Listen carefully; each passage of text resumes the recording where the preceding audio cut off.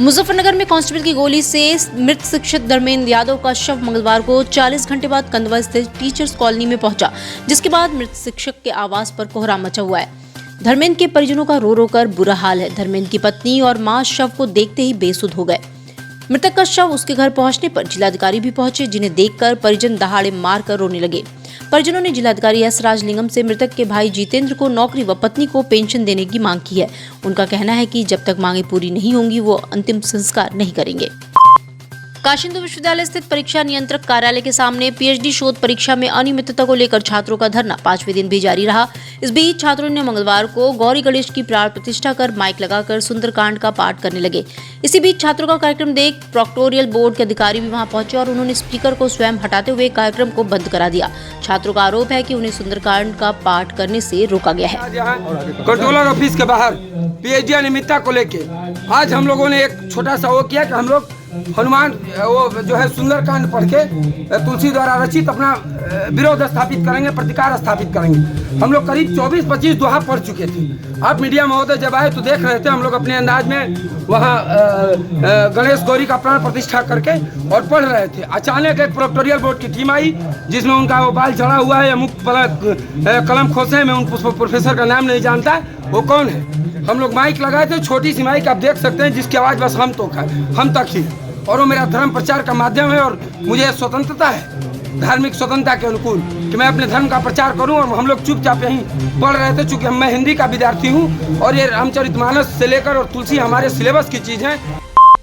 शहर में जाम की समस्या गंभीर है। सभी प्रमुख चौराहे और स्थल पूरे दिन जाम की चपेट में रहते हैं। थोड़ी देर के लिए रास्ता साफ होता तो है, लेकिन कुछ क्षण बाद फिर जाम लग जाता है। इससे राहगीर परेशान रहते हैं। आगामी होली के त्यौहार पर शहर में यातायात व्यवस्था को सुचारू रखने की चुनौती है। डीसीपी यातायात हृदेश कुमार ने इसके बाबत चर्चा की।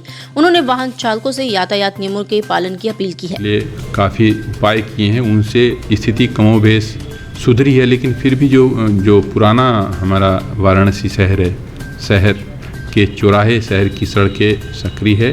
ट्रैफिक के हिसाब से जो यहाँ पे लोग आते हैं बाहर से, जो फ्लोटिंग यहाँ पे पॉपुलेशन है, विशेष रूप से तीर्थ यात्रा के उद्देश्य से आते हैं, तो उनको सही तरह से एडजस्ट करने में थोड़ी समस्या होती है। वाहनों को भी समस्या होती है, इसलिए ट्रैफिक कंजेशन में प्राय होता है। अब उसको दुरुस्त करने के लिए तो ट्रैफिक पुलिस कार्य करती है। जहाँ पे कंजेशन की विशेष सूचना मिलती है, वहाँ से स्पेशली अतिरिक्त फोर्स लगा के और संबंधित थाने के फोर्स को लगा के उस कंजेशन को दूर कराया जाता है। विशेष रूप से जो ये त्योहारों का जो एक वो आ रहा है, इस समय बहुत निकट होली का त्यौहार है, रमज़ान भी चल रहे हैं और अभी चुनाव भी सन्निकट है, घोषणा हो चुकी है। तो उसको दृष्टिगत रखते हुए जो वाहनों का प्रयोग करने वाले लोग हैं, उनका उत्तरदायित्व थोड़ा बढ़ गया है।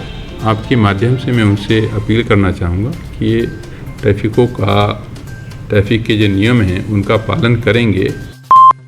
मिर्जामुराद थाना के एक गांव में मंगलवार को तालाब पर स्नान करने गई महिला के साथ कुछ लोगों की ओर से जोर जबरदस्ती और अश्लील हरकत करने का मामला प्रकाश में आया है। पीड़िता ने मिर्जामुराद थाने में तहरीर देकर पुलिस को घटना से अवगत कराया। पुलिस इसकी जांच कर रही है। होली पर खाद्य पदार्थों में मिलावटखोरी करने वालों पर खाद्य सुरक्षा और औषधि प्रशासन की नजर है। खाद्य सुरक्षा विभाग की टीम लगातार छापेमारी अभियान चला रही है। जिलाधिकारी के निर्देश पर टीम ने दुकानों की जाँच की। इस दौरान खाद्य पदार्थों के सैंपल इकट्ठे किए, उन्हें जाँच के लिए प्रयोगशाला भेजे। मिलावट पाए जाने पर संबंधित दुकानदारों पर कार्रवाई तय है। होली के अवसर पर मूलतः खोया है, तेल है, कचरी है, नमकीन है, मिठाइयाँ हैं, मिल्क प्रोडक्ट्स हैं, इन पे ज़्यादा जाती है। कितने जगह से अभी तक सैंपलिंग आप लोगों ने की है? अभी करीब 40 प्रतिष्ठानों का निरीक्षण किया गया है और उसमें 24-25 नमूने हो चुके हैं और बाकी टीम अभी फील्ड में है। शाम तक और रिपोर्ट आएगी तो जो होगा।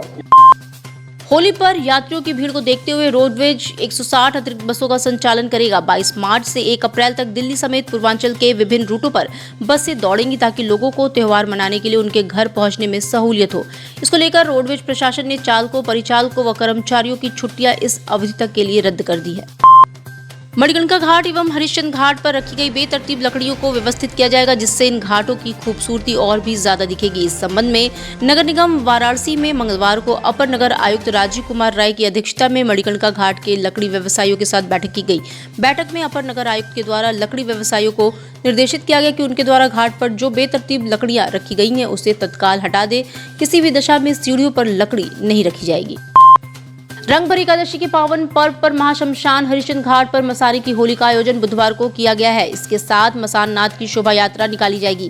काशी मोक्षदायिनी सेवा समिति की तरफ से बाबा मसाननाथ का शोभा यात्रा 11 बजे सुबह बाबा कीनाराम स्थल से निकलकर हरिश्चंद्र घाट जाएगा। इसके बाद दोपहर 1 बजे से मसाने की होली का आयोजन हरिश्चंद्र घाट पर किया जाएगा। गौना की बारात लेकर रंगभरी की पूर्व संध्या पर मंगलवार को महंत आवास पहुंचने पर बाबा की बारात का अनूठा स्वागत हुआ। बारातियों का स्वागत रंगभरी ठंडई पिलाकर किया गया। दूल्हा बने बाबा विश्वनाथ पर ठंडई और गुलाब जल की फुहार उड़ाई गई। इसके बाद फल मेवा और बाबा के लिए खास तौर पर तैयार की गई रंगभरी ठंडई से पारंपरिक स्वागत किया गया। बाबा की आज जो चल प्रतिमा रजत प्रतिमा आज बाबा पहुँचे हैं ससुराल। गौरा को विदा कराने के लिए गौरा सदनिका पहुँच चुके हैं। अब गौरा सदनिका से एकादशी वाले दिन बाबा पालकी में बैठा के गौरा को विदा करा करके कैलाश ले जाएंगे। इसी रस्म को काशीवासी पूरा कर रहे हैं और काशीवासी पहला अबील गुलाल बाबा के ऊपर चढ़ाकर बाबा को अर्पित करके होली खेलने की अनुमति मांगेंगे और माता गौरा के गौना की खुशी मनाएंगे। ज्ञानवापी के 8 बंद तहखानों को खोलने की याचिका पर जिला स्तर न्यायालय में अगली सुनवाई 11 अप्रैल को होगी। इस मामले में ज्ञानवापी श्रृंगार गौरी मुकदमे की पक्षकार राखी सिंह की ओर से याचिका दायर की गई है, जिसमें कहा गया है कि अन्य तहखानों के भीतर हिंदू मंदिर हैं, जिन्हें वर्षों से छिपाया जा रहा है। राखी सिंह के वकील बहादुर सिंह, अनुपम त्रिवेदी और सौरभ तिवारी ने ज्ञानवापी परिसर में बंद तहखाने को खोलने और उनके ASI सर्वे की मांग की है।